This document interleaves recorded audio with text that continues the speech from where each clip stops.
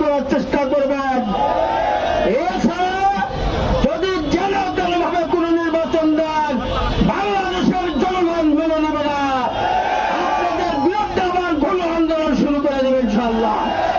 অতএব আগেই নিজেদেরকে সংশোধন করে দেশ এবং জাতির কল্যাণের জন্য ভূমিকা রাখুন। এই আহ্বান রেখেই আমি আমার সংক্ষিপ্ত বক্তব্য এখানে শেষ করছি। আল্লাহ হাফেজ।